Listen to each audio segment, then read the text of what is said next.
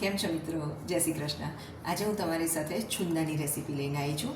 ઘણા બધાની એવી કમ્પ્લેન હોય છે કે અમારે છુંદામાં વરસ પૂરું થતાં સુધીમાં રસો બિલકુલ નથી રહેતો, અથવા તો પછી એવું થતું હોય કે એમાં ક્રિસ્ટલાઇઝ જેવું થઈ જાય છે અને કોરો કોરો છુંદો લાગે છે કે જ્યારે આપણે ખાવા લઈએ તો કસાની સાથે આમ જ્યુસી જેવું લાગવું જોઈએ એવું નથી લાગતું. તો હું એની એકદમ અલગ રીત લઈને આવી છું એના માટેનું સોલ્યુશન માટેની. અને આ રેસીપી મને પણ નથી ખબર. આ એક વખતે મને માર્કેટમાં એક બેન મળ્યા હતા, એક લેડી, અને એમને મને કહ્યું હતું કે તમે આ રીતે કરો, તમારો છુંદો બહુ જ સરસ બનશે. અને ખરેખર હું છેલ્લા ઘણા બધા વર્ષોથી આ રીતે છુંદો બનાવું છું તો મારો તો બહુ જ પરફેક્ટ બને છે અને મારા ઘરમાં બધાને બહુ જ ભાવે છે. તો ચાલો એ જ રેસીપી આજે હું તમારી સાથે શેર કરું છું. ચાલો તો મિત્રો, આપણે આજે છુંદો બનાવીશું. તડકા છાયાનો છુંદો બનાવીએ છીએ. એની માટે મેં અહીંયા આગળ રાજાપુરી કેરી લીધી છે. જો તમે જોઈ શકો છો ને, આના શેપ પરથી જ આપણને ખ્યાલ આવી જાય કે આ રાજાપુરી કેરી છે. એને મેં ધોઈ છોલી ડીટા કાઢી અને છીણી લીધેલી છે. જો આ બંને એકદમ ઝીણું છીણ મને ગમે છે અમારા ઘરમાં, એટલે મેં ઝીણું છીણ એનું તૈયાર કરી લીધેલું છે. હવે આ છીણને આપણે બીજી એક તપેલીમાં ટ્રાન્સફર કરી લઈશું. તડકા છાયાનો છુંદો છે એટલે લગભગ જો તમારે ક્વોન્ટિટી વધારે હોય તો એને મેક્ઝિમમ 15 દિવસ જેવું થતું હોય છે થતાં. આ તો ઓછી ક્વોન્ટિટી છે, 500 ગ્રામ જ મેં કેરી લીધેલી છે. અહીંયા આગળ આપણે છીણમાં મીઠું એડ કરીશું. મીઠું એડ કરી અને એને પ્રોપર બધું મિક્સ કરી લેવાનું છે. આ એકદમ અલગ રીતે છુંદો તૈયાર થાય છે, હું તમને એના માટે જણાવું છું. હવે આપણે આ જે છીણમાં મીઠું એડ કર્યું એને લગભગ 8 થી 10 કલાક આ રીતે મૂકી દેવાનું છે. હવે 8 થી 10 કલાક થઈ ગયા છે. તમે જોઈ શકો છો છીણમાંથી પાણી છૂટું પડી રહ્યું છે, જો તમે જુઓ છો ને. અને પછી આપણે એ પાણી જે નીકળે એને આ રીતે દબાવીને છીણમાંથી બધું જ પાણી કાઢી લેવાનું છે. તમને થશે કે આવી રીતે પાણી તો કાઢી લેવાતું હશે. હા, પણ આ અલગ મેથડ છે એટલે પાણી કાઢી જ લેવાનું છે. આટલું પાણી નીકળ્યું છે ને આ રીતે આપણે એને છીણને જુદું કરી લીધેલું છે. હવે આ પાણીને આપણે બીજા બાઉલમાં ટ્રાન્સફર કરી લઈશું.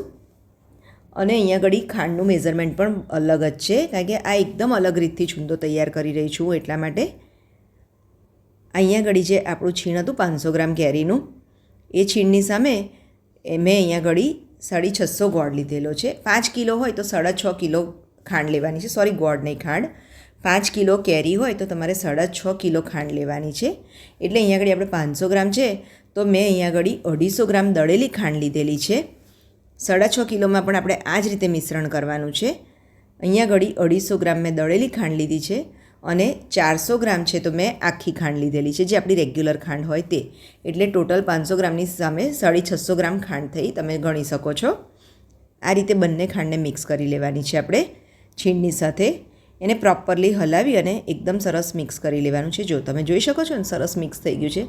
હવે આપણે આને પણ ઢાંકીને 8 થી 10 કલાક માટે ઘરમાં જ રહેવા દેવાનું છે. આને પણ 8 થી 10 કલાક આને પણ રેસ્ટ આપવાનો છે. એટલે પહેલાં મીઠું નાખીને આ રીતે પાણી કાઢવા માટે પણ 8 કલાક રાખવાનું, અને પછી ખાંડ એડ કર્યા પછી પણ 8 થી 10 કલાક રહેવા દેવાનું છે. હવે તમે જોઈ શકો છો 10 કલાક થઈ ગયા છે અને ખાંડમાંથી પાણી છૂટવા માંડ્યું છે, એટલે છીણમાં રસો છૂટવા માંડ્યો છે, તમે જોઈ શકો છો. હવે આ જે ખાંડ પણ ઓગળી ગઈ છે, એટલે હવે આપણે જે અગાઉથી જે પેલું કેરી અને મીઠાનું પાણી કાઢેલું હતું તે અંદર આપણે મિક્સ કરી લેવાનું છે. આ રીતે આપણે બધું જ પાણી અંદર એડ કરી લેવાનું છે. એટલે ખાંડનું પાણી પ્લસ આ કેરીનું પાણી બંને મિક્સ કરીને લઈએ છીએ એટલે એટલો સરસ રસાવાળો આ છુંદો બને છે કે ઘણી બધી કમ્પ્લેન આ રીતમાં દૂર થઈ જતી હોય છે આ મેથડથી.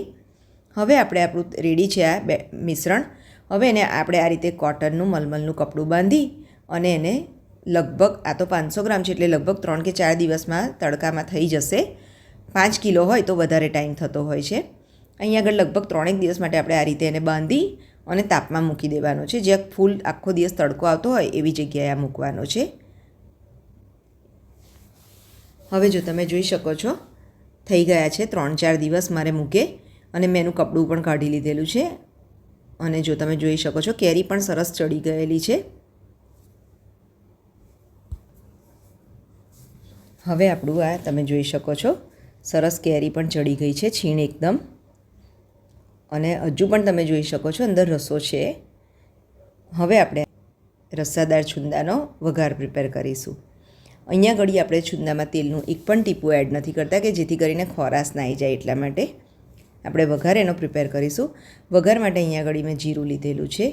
જીરુંને આપણે એમનેમ જ શેકી લેવાનું છે. જીરુંની સાથે મેં 3-4 તજના ટુકડા લીધેલા છે. અને લગભગ 2 નંગ લવિંગના લીધેલા છે.